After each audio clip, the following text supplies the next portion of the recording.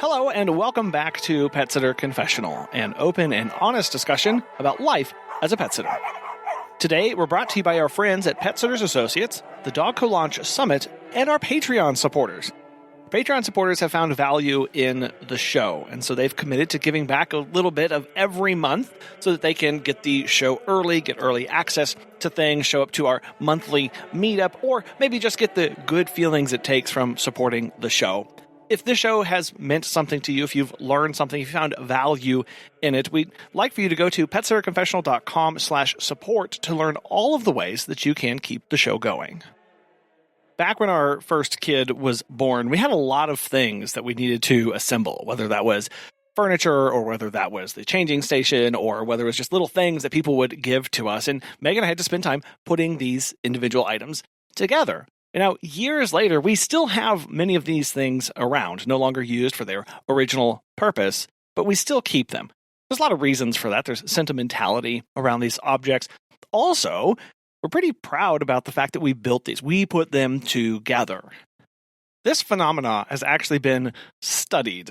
Back in the early 2000s, some researchers got together and they studied the effect of people putting things together. And basically what would happen is this cognitive bias of people place a higher value of worth and on things that they themselves put together over and against something that they just bought off the shelf. This is known as the IKEA effect. And the really important part of this effect that's been studied is that there is a disproportionately high value placed on the products that we have put together, even if the quality is not superior. And in most cases, the quality is much worse.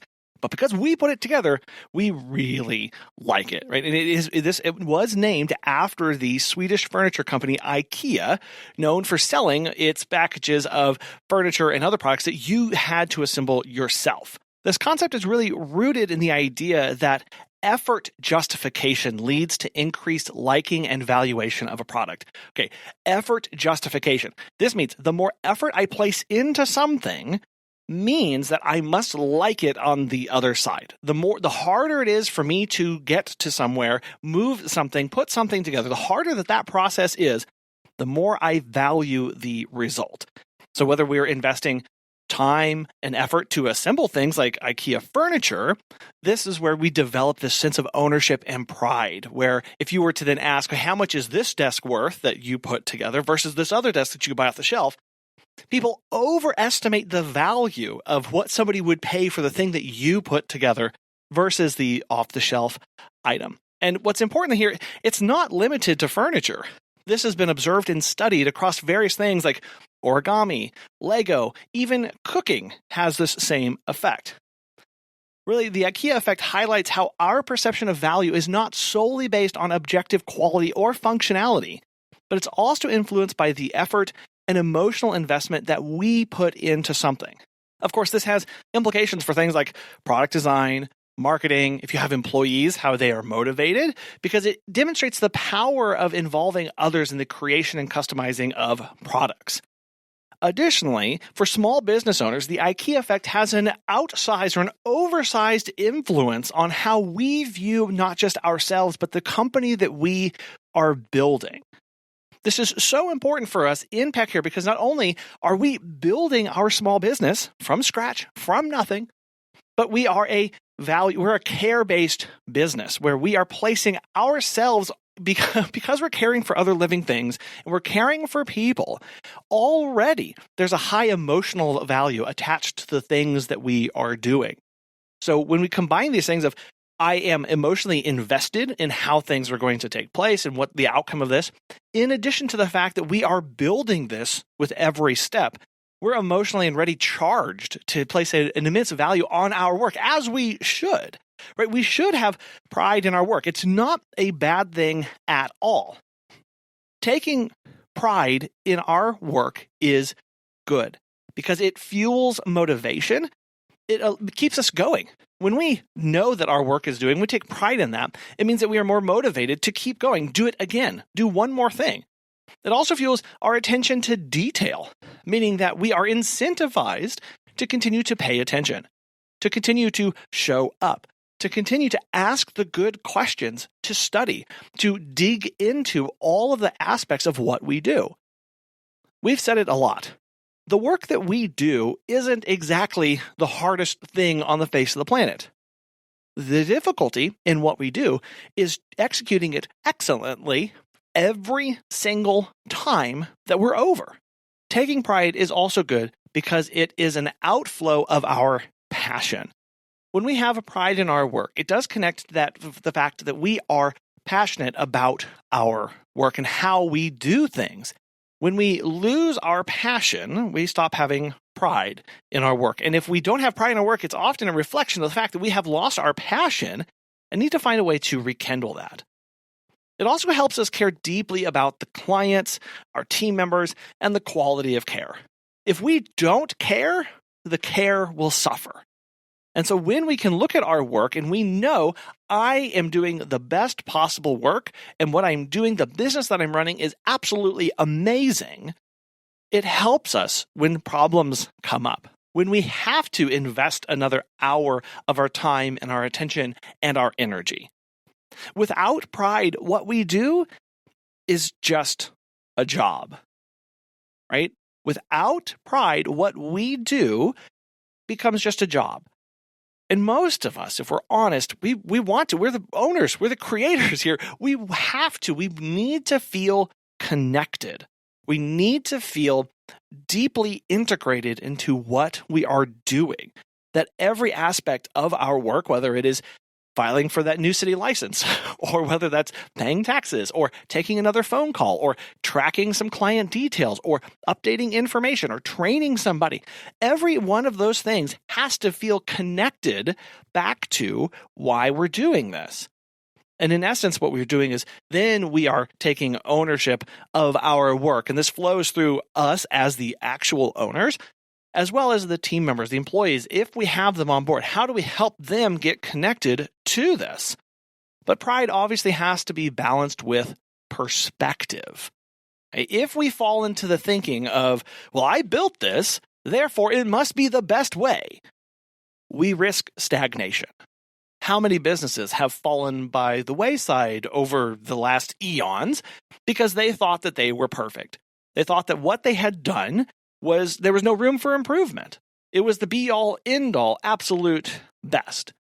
I recently heard a discussion about somebody's dislike of the term, quote, best practices. Because what they would say is, well, they're best for now, but what about later? What if we learn something or change our mind about how we want to operate? Then we're no longer the best. And now we're operating in the better best or the bestest best, right? So what we want to have the perspective of always improving, continual improvement and enrichment of our lives, our brains by taking in new information, learning all of these things, and then applying them to our business. We should strive to be somebody different 20 years from now than we are today. And if we find that our business is the same 20 years from now as it is today, we've lost the perspective of continuing to advance and offering something truly better. Because when we have this perspective, we stop seeing the need to do better. We stop seeing the need to learn more or to try something different or to ask new questions or to get relevant feedback from either our clients or our employees or the community at large to see how we can best serve them. When we become stagnant, we stop trying, which then cascades all the way back through. We stop caring about clients and team members and care of quality. We don't have motivation anymore, and our attention to detail slips. All of these things are connected when our pride becomes stagnation, because we think we've got it all figured out and there's no room for improvement. And how can we possibly do this better? Instead, having that perspective of, I know what I know now, so I'm going to do the best that I can, always with an eye towards maybe there's something better out there. And that is the insidious nature of the IKEA effect. Because I built my business and because I put in my SOPs and policies and training procedures, and because I have done all of this, it is therefore definitionally better than everything else out there. And so I'm not going to bother looking, and I would place more value and higher value on the things that I'm doing and won't even bother trying to learn from other people or learn a different perspective or try something new. Just like the people who put together the desk from IKEA, all of a sudden that desk becomes the be-all, end-all definition of what an amazing desk is. that is dangerous to us as a business. So how does this actually trap us as a business and actually hold us back? Well, before we get there, I want to tell you about our friends at Pet Sitters Associates. All pet care professionals should have specific pet business insurance. As a pet sitter or dog walker, you know how much trust goes into caring for someone's furry family members. But who's got your back? For over 25 years, Pet Sitters Associates has been helping pet care pros like you with affordable, flexible insurance coverage. Whether you're walking dogs, pet sitting, or just starting out, they make it easy to protect your business. Get a free quote today at petsitllc.com. And as a listener of our podcast, you can get $10 off your membership when you use the code Confessional at checkout.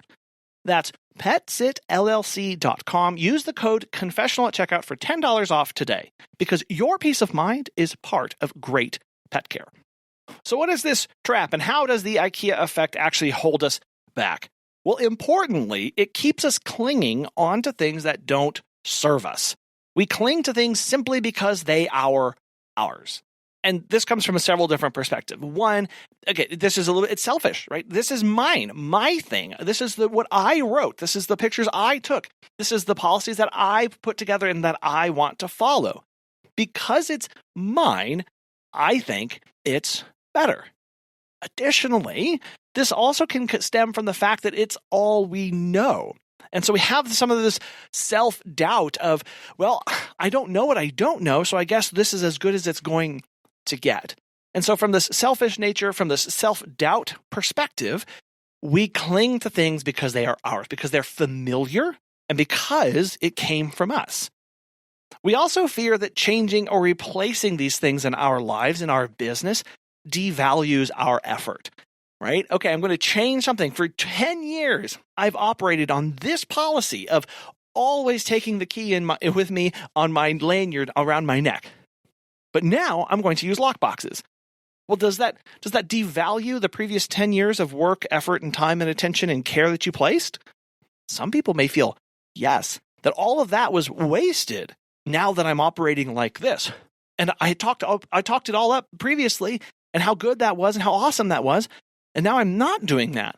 So this means that I don't know what I'm talking about, and that all of my effort previously of all of that writing, all of that training, all of those marketing messages, was that all for a waste? We also see this come up in discussions around whether to hire in employees or to remain solo, or what's the best business model in that perspective. Or maybe it's the idea or belief that overnight pet care is the be-all, end-all, and that's what you have marketed and you have pushed and that what you have wanted to do all this whole time. But now you're starting to feel a little bit burned out. But because you pushed it so hard previously, how could you possibly go back and offer something that's not that? Well, this is that trap where the IKEA effect of, well, because you built it, because you put it out there, because you sold it to people and you put it together, now you can't go back on that. You can't take that away. That is a trap. That is a toxic mental model.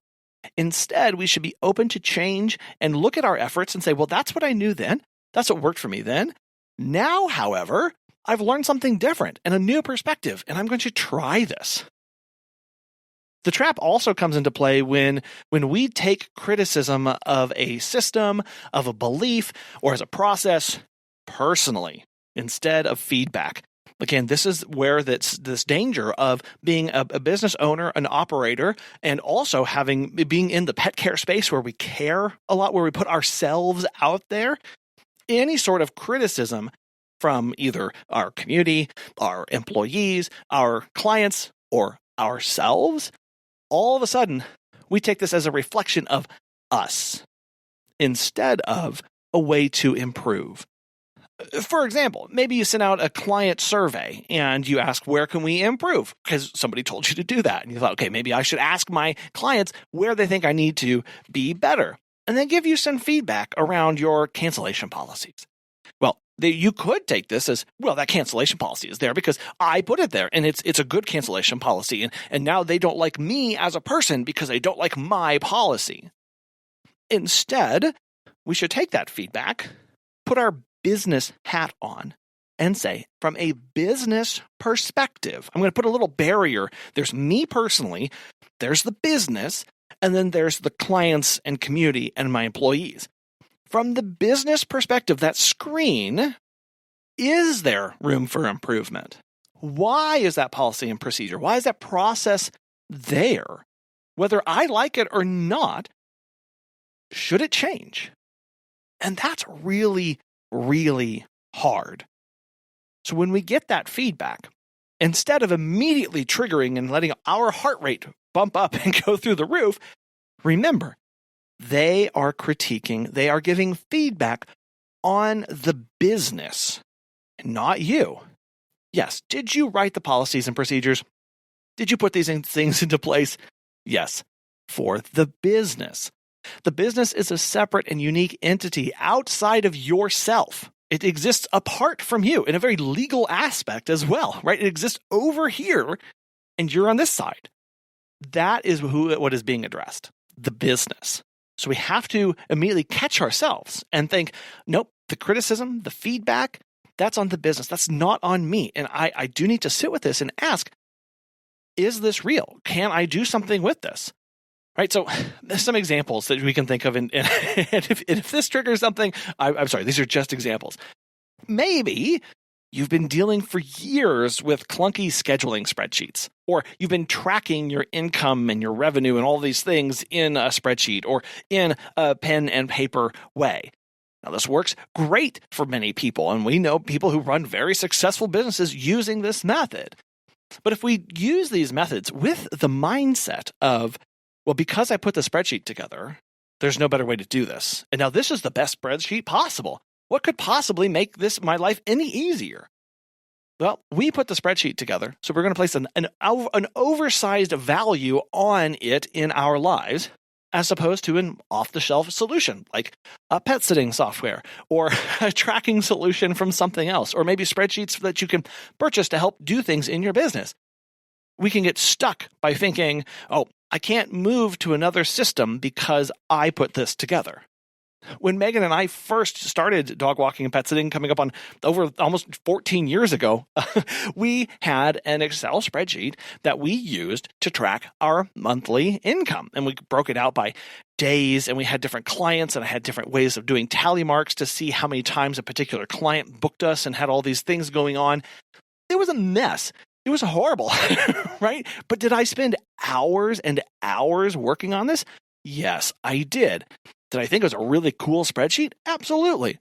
But the second we had an opportunity to move away from that and do something better, we absolutely did. Because I saw the limitations of this, and that if we were going to grow and scale our business, if we were going to become a little bit more complicated than just having the handful of clients we did when we first started, there was no way that spreadsheet was going to be able to get us there. Maybe you have overly complex onboarding processes that you have crafted, but it may turn off new clients. We see this all of the time, and this is a balance that we have to make. We are dealing with people's homes, we are dealing with living things and complicated sets of instructions. So there does need to be information that we gather on the front end to make sure we fully understand the obligations and expectations from the client, and they also understand our obligations and expectations to them and what it's like to work with us as a business. However, we can add a lot of questions. We can go through this and make it 14 different hoops to jump through, because it worked one time, or maybe we think that that's the best way to do it. Maybe you have outdated service offerings, right? Things that you have sitting on your service menu, your people that can book, they're long-standing, they've been around for years and years, but they're actually not profitable or scalable. A big one that we see with this are the overnights that people offer. These are really difficult and almost impossible to scale and be profitable at. Other options are things that you do if you do daycare or boarding in your home, or you have a kennel license and you're doing all of this stuff. Many times that aspect is not profitable on a per hour basis, and you look at the hours that you have to spend to make that work. Maybe you're offering 15-minute visits for $5, but it takes you 30 minutes to drive one way to get there. But because you've offered it for 10 years, or because it's a long-standing client, you don't want to take it away. These traps of, well, I put this into place, I've put it in motion, it's already out there, I can't possibly take this back. This is where we can start to get hung up as a business and stagnate. You may also find that your onboarding and training materials for your employees, you have a handbook that's messy and confusing, and the formatting is totally different because it's gone through 13 revisions, or you've just kind of been adding things to the back and there's no consistency and the language is different. You may this is something that Meg and I have certainly dealt with.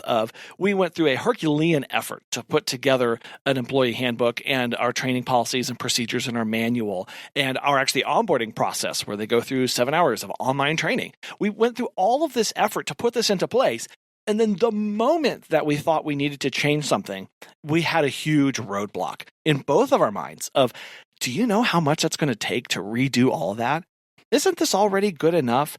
Oh, man, I see people talking about these other training procedures or these other softwares and programs out there that you can send your employees through to have them trained. Well, why would I do that since I already put all the effort into this?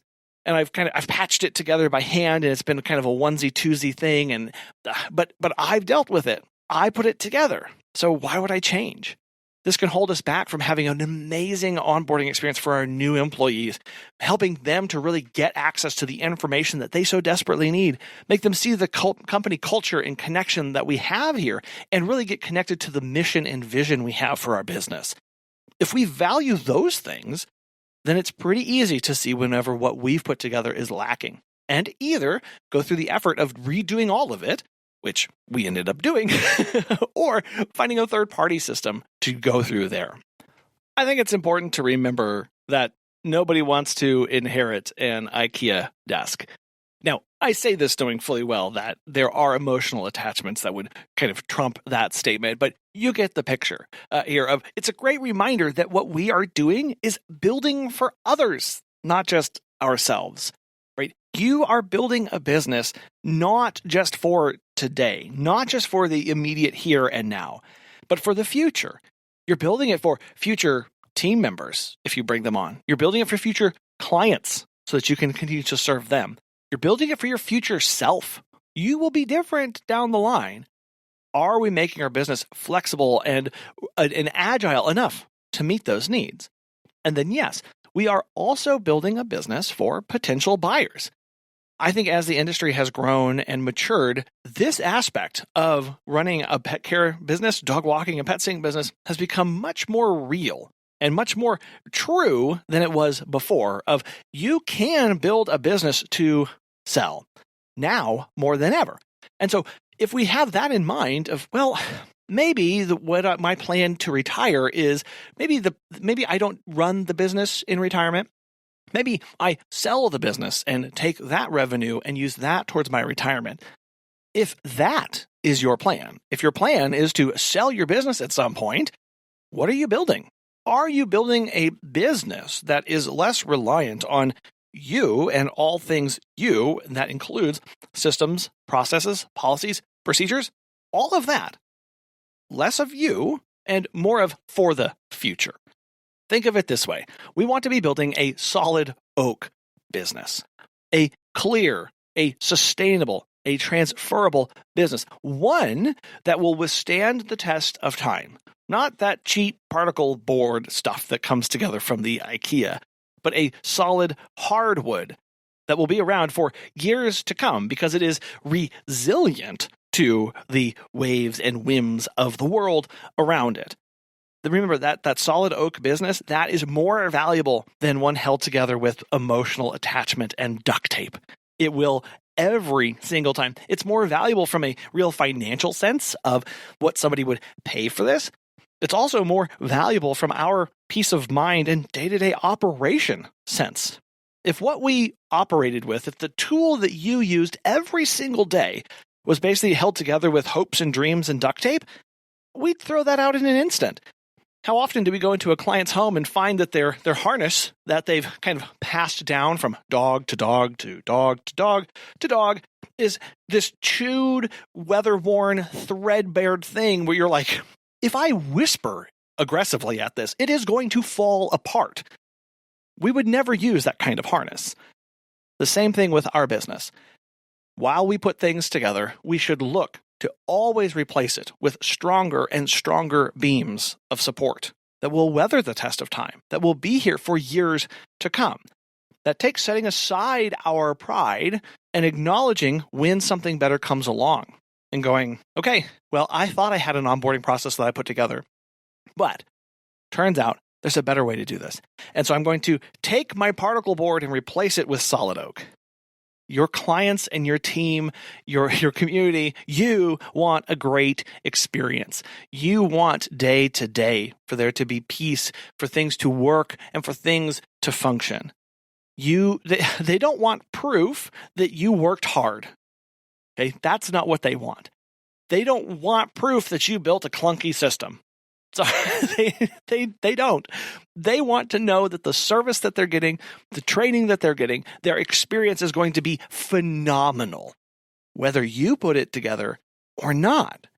And so finding ways, learning, expanding our capacity and our knowledge and understanding, bringing that into our company, swapping out those vulnerable parts, swapping out the weak points with stronger substance will help everybody in the end. Before we talk about how to recognize when the IKEA effect is working and or already in effect in our mindset and in our business, we're going to have a word from Michelle with Dogco Summit. Are you attending the Dogco Business Summit, located in Winston-Salem, North Carolina, September 26th through the 28th? This is a place for scaling pet care companies to come together, learn from industry leaders, and level up your pet care business to the next level. Go to dogcosummit.com to learn more and to purchase your ticket before they are all gone. Okay, so how can we tell if the IKEA effect is at play in our business? What are some warning signs that we have to be aware of and sensitive to? The first one is that you feel defensive when someone questions a process. Oof, I feel this a lot, especially whenever I'm training new employees and somebody says, hey, why do we do this? Now, from the very beginning, we always say, hey, if this isn't working, we tell everybody, nothing is so precious that I can't and I won't burn it down in an instant if it's not working and if I can find a better way. Now, when push actually comes to shove and somebody looks at me and questions something that I know Megan and I spent probably a week going back and forth on, fixing little languages here and there and making it as perfect as possible, and somebody goes, hey, why is this there? My first reaction is to get defensive. Well, you don't understand. You don't know. What about that? A lot of work went into that. And as soon as my mindset starts going to a lot of work went into that, I've got to stop myself and recognize they don't know. They have no idea and they probably don't care. They just want to know the why behind something. And if I can't tell them a why, then I really need to reconsider about what that is doing there in the first place. Right? If we hear ourselves saying, but I spent so much time doing this, that is a clear warning sign that the IKEA effect is already at play in us. And we need to take that step back and really ask, but why is that there? Why is that? You do have to acknowledge the work that was done. Absolutely. Yes, Meg and I spent 3 weeks working on our policy for what to do when somebody cancels last minute and an employee's walking into the visit and the person cancels. We spent a lot of time on that. We acknowledge the work done, the effort put in, the heart that was spent crafting those words, and then say, but is it what is best? And a question I like to ask a lot is, if I were to build this today, would I have put it together in that manner? Another warning sign may be that we resist automating things because, quote, that's not how I do it. I'm not an automating person. I don't use those technologies. I don't do this. I don't use this. I. But what's best for our clients? What's best for the pets? Do all of my systems and processes point to one over the other? Again, that's not to say that you have to use automation in your business. There's certainly a wide spectrum of utilities, and you can get into some pretty absurd places on both ends. But when we find ourselves just automatically resisting something because we've never done it that way, clear sign that we really need to assess what we're doing and why. Maybe we say yes to things because the client expects this.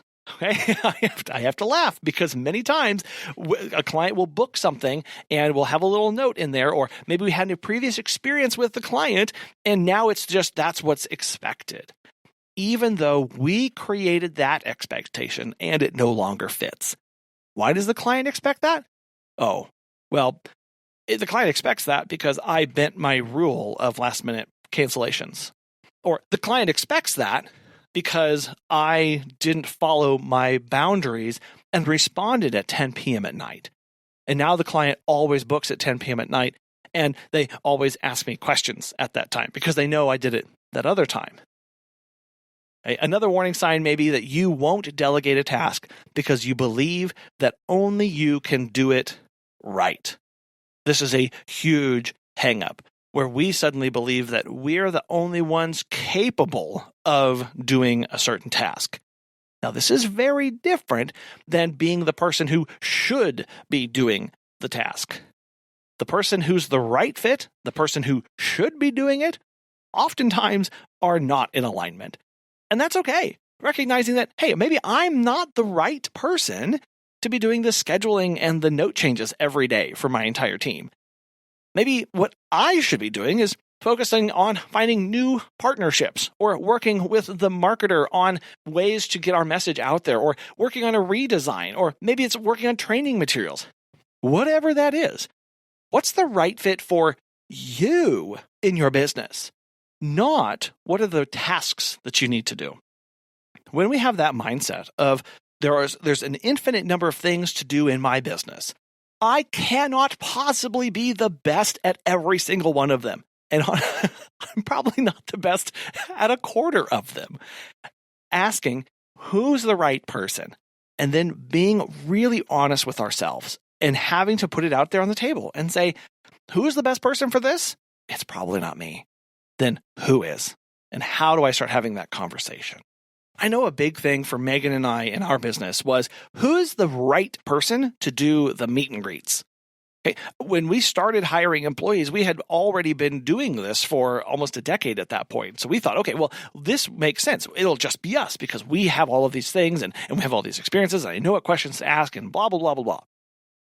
Turns out we have a few employees who are phenomenal at meet and greets. They are so good at carrying the conversation. They take way better notes than I do. They capture photos. They get video of complicated systems and things that we have to follow. And the clients love them. I never got that kind of feedback from whenever I was doing meet and greets of, oh, I absolutely loved my conversation. I had to take a little bit of time to step back and go, okay, it's fine. It's not personal. It's okay. I did a good job. But these people are doing an amazing job. And I now need them in that role more than I need to be in that role. Now, I still enjoy doing meet and greets. I still enjoy that time, having that connection, but I had to admit, I'm not the best at that. And that was okay because I knew that we did get the right people in there. So how do we move forward and how do we let go so that we can build better? How can we stop holding on to these things that we've cobbled together and are very emotionally invested in and start putting in better things into our business? The first is that we have to acknowledge our effort without clinging to the outcomes. Without clinging to the outcomes, okay? I did my best with what I knew then, but I can do better now. The outcome is what I'm more concerned about as opposed to the effort it took to get there. I don't care how hard it's going to be to do it again. I don't care about that part because I want it to be a better experience. I want my life to be better. I want the clients to have better care. I want my employees to have a better training and onboarding process for them. I want the outcome. I don't care about the effort. Secondly, I have to separate my identity from my processes. I am not my spreadsheet. Okay, I'm going to say that one more time. I am not my spreadsheet. I am not my outdated handbook. I was the one who made those, but I'm not that final product. And because the handbook is no longer functioning, because the spreadsheet is breaking at every moment that I try and enter a new row or insert a new column because I realized I wanted to do something different and it's breaking and falling apart, that's not a reflection of me. I'm still me. I'm still Colin sitting over here as my whole self. Okay, remember the sentence, I am, period. It's a whole sentence. There's nothing else that we need to add or should add to that to be our whole and complete and total self. That's it. And oftentimes we throw creator of spreadsheets, and that's me because that spreadsheet is a reflection of me. No, you are over here. The business sits over here. And we have to recognize that there's that separation there. The third way that we can continue to move on from this and let go is that we have to ask for fresh eyes and get feedback. This is a continuing theme as we run and operate our business. The more feedback that we can get, the better we and our business are. Send out that employee survey. Ask them how things are going. How would they describe your culture? How would they describe the trajectory that your business is on? Ask your clients, are you serving them with excellence? Ask your clients what is working and what is not. What do they love about your business? And yes, you have to ask your clients what are things that they would change. Now, do we have to implement every single one of those? Absolutely not.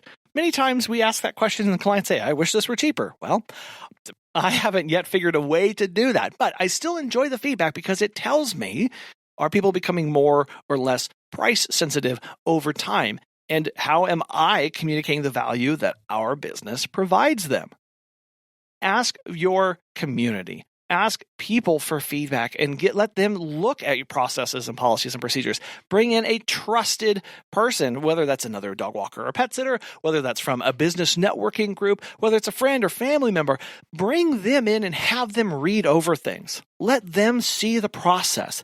And then you sit back and go, and you have to trust when you ask for this kind of feedback, you have to go into it saying, I asked for their feedback. I asked them because I trust that they are going to give me good feedback that I can work with. And I trust that they have my and my business's best interests at heart.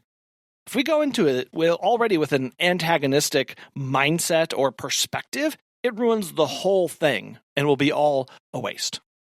The fourth way that we can let go and build better is to build with the next person in mind. Can this process scale? I always like to ask, if we did this 10x more times, would I still do it this way? Whether that's our client onboarding, our tracking, our sheets, our training, whatever that is, or the services that we offer. If I did 10 times this, would it still work? Would it still be profitable? Would it still be scalable? Then ask, could someone else run this?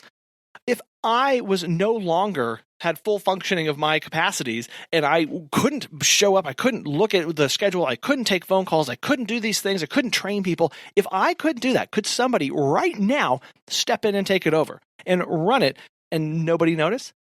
I remember several years ago, Megan and I were still operating by ourselves, just her and I in the company, and I got really, really sick. I mean, it was a really bad time, and I had no one else to go out and do visits though, right? So I remember it was Christmas time. I had like 25 or so visits to do that day.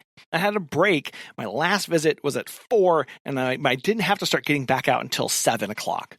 I was a long-term client with us, and I just finished feeding their dog. I was writing the update. I was sitting down in their basement, and I was sitting on the floor leaning against the wall. I sent the update, and then I closed my eyes to just rest because I was so exhausted. And I woke up 2.5 hours later.